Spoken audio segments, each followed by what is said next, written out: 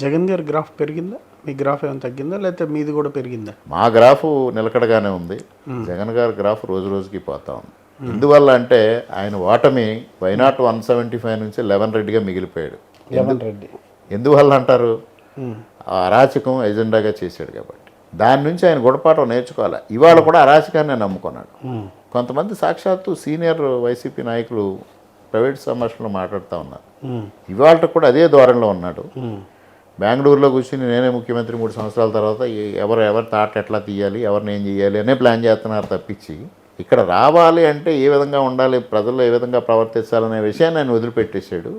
అందువల్ల ఇంక శాశ్వతంగా డోర్స్ క్లోజ్. మీది రెడ్ బుక్ రాజ్యాంగం, వాళ్ళది డిజిట్ డైరియా?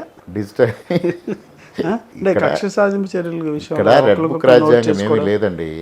ఇక్కడ అంబేద్కర్ రాజ్యాంగమే నడుస్తూ ఉంది ఆంధ్రప్రదేశ్లో ప్రస్తుతం.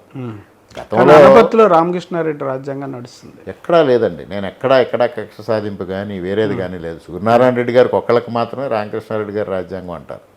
నేను ఎవరి మీద కక్ష సాధింపు చేయమని చెప్పను. మా నాయకులు కూడా మీరు వినే ఉంటారు. నేను మొట్టమొదటి అభినందన సభలోనే చెప్పా, ఎవరిపైన కక్ష సాధింపులు వద్దు. ఎందువల్లంటే 56,000తో సూర్యనారాయణ రెడ్డి గారు గెలిచారు 2019లో. ఇవాళ నేను 20,000తో గెలిచా అంటే 76,000 చేంజ్. అంటే ఎంతమంది వైసీపీ నాయకులు, వైసీపీ కార్యకర్తలు మనకు ఓటేస్తున్నారు. మనం ఎందుకు కక్ష సాధించాలి? నా ఎయిమ్ ఒకటేనండి. 1977లో ఎమర్జెన్సీ పెట్టినప్పుడే ఇందిరాగాంధీ గారిని కక్ష సాధింపుకి యాక్సెప్ట్ చేయాలి. ఆ తర్వాత 2 సంవత్సరాలకి జనతా గవర్నమెంట్ని యాక్సెప్ట్ చేయాలి. నేను పోలింగ్కి కౌంటింగ్కి మధ్యలో చంద్రబాబు నాయుడు గారిని కలిశాను. దాదాపు 20-25 మంది పోటీ చేసిన అభ్యర్థులు ఉన్నాం ఆ రోజు.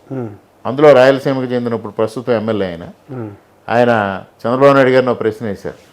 మీరు వెంజెన్స్కి తావు ఉండదు మీ దగ్గర, జగన్మోహన్ రెడ్డికి దానికి తావు ఇస్తున్నాడు, అందువల్ల కార్యకర్తలు అసంతృప్తిగా ఉన్నారు అన్న. ఆ సందర్భంలో నేను ఇమీడియట్గా ఇంటర్ఫీర్ అయ్యి చంద్రబాబు నాయుడు గారితో ఒకటే మాట్లాడాను. సార్, వెంజెన్స్ని ప్రజలు యాక్సెప్ట్ చేయరు, కానీ కార్యకర్తలు కావాలనుకుంటారు. ఈ రెండింటి మధ్యని సమన్వయం సాధించగలిగినప్పుడు మనం సక్సెస్ఫుల్గా ముందుకెళ్తాం. ఎందుకంటే కార్యకర్త వెంజెన్స్కి గురయ్యాడు. వారిలో ఒక ఆవేశం, ఆక్రోశం ఉంటుంది. ప్రజలు మాత్రం వెంజెన్స్ని యాక్సెప్ట్ చేయరు.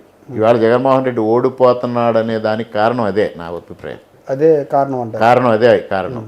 అందువల్ల మనం దానికి వెళ్ళడం కరెక్ట్ కాదు అని ఇదే ఎగ్జాంపుల్ చెప్పాను. 1977లో ఇలా జరిగింది అనగానే చంద్రబాబు నాయుడు గారు దాన్ని ఉటంకించారు. కంబైన్డ్ లెజిస్లేచర్ పార్టీ ఫస్ట్ మీటింగ్లో కూడా ఆయన ఉదహరించారు ఆ మాట. ఇందువల్ల ఫస్ట్ విక్టిమ్ నేను. ఆయన 53 రోజులు జైల్లో ఉన్నా. 53 days. పవన్ కళ్యాణ్ గారిని ఇబ్బంది పెట్టారు, అచ్చెన్నాయుడిని ఇబ్బంది పెట్టారు, బీసీ జనార్దన్ రెడ్డిని ఇబ్బంది పెట్టాడు. అందరికన్నా ఎక్కువ ఇబ్బంది అనపత్తి రామకృష్ణారెడ్డి పడ్డాడు. అన్ని యాంగిల్స్లోనే ఇబ్బంది పెట్టాడు.